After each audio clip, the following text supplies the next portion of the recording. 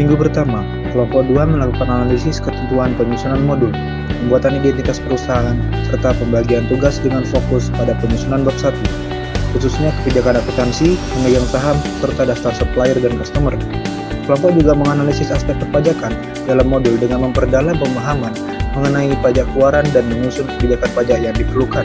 Selanjutnya, kelompok menganalisis dan menyusun job cost record yang mencakup direct material, direct manufacturing labor, dan manufacturing overhead, termasuk penentuan peralatan serta biaya lain. Memasuki minggu kedua, kami membuat soal transaksi berdasarkan ketentuan pembuatan modul. Di antaranya adalah soal transaksi untuk mata kuliah akuntansi biaya, akuntansi keuangan menengah, dan akuntansi perpajakan aspek internasional. Tak hanya itu saja, kami juga menyelesaikan output dari beberapa mata kuliah lain seperti mata kuliah Sistem Informasi Akuntansi, yaitu adalah pembuatan narasi flowchart, dan juga ada dari mata kuliah audit, yaitu audit substantif atau audit laporan keuangan. Pada minggu ketiga, kami membuat jurnal umum, yaitu di mana catatan akuntansi untuk mencatat semua transaksi keuangan secara kronologis menggunakan akun debit dan kredit.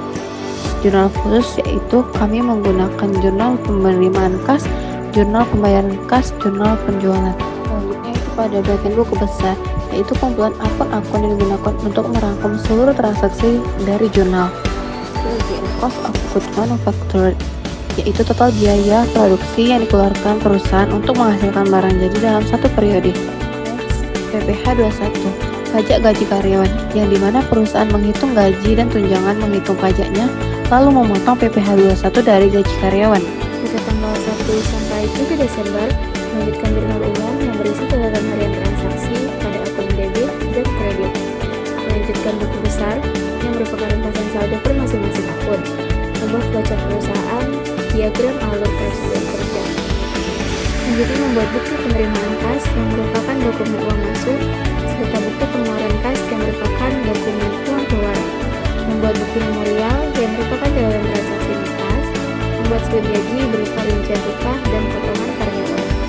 Selanjutnya membuat faktur pajak yang berisi bukti pemotongan PPN, import atau bukti pajak yang sudah dipotong pihak lain, e-billing atau kode bayar pajak, BPN, resi atau bukti sah yang sudah bayar pajak ke negara, serta SPT atau laporan tahunan bulanan pajak. Pada video kali ini, kami melanjutkan pengerjaan jurnal umum dan posting ke buku besar untuk melihat perubahan saldo tiap akun. Kami juga menyiapkan saldo awal 2024 dan menyusun chart of account sebagai dasar pencatatan. Selain itu, dibuat faktur pajak, BPN, dan billing untuk administrasi perpajakan, serta dilakukan perhitungan PPh 21 atas penghasilan karyawan. Seluruh proses ini mendukung penyusunan laporan keuangan yang rapi dan sesuai ketentuan. Memasuki minggu ke-6, kami melanjutkan saldo awal 2024 seperti trial balance before dan income statement setahun. Kami juga memperbaiki poster, PowerPoint, membuat SPT badan, dan memperbaiki word instruction. Selain itu, kami juga melanjutkan bab 3 terkait dokumen perusahaan, melanjutkan rekonsiliasi pajak, membuat rekonsiliasi bank, dan juga melanjutkan laporan keuangan tahun 2025.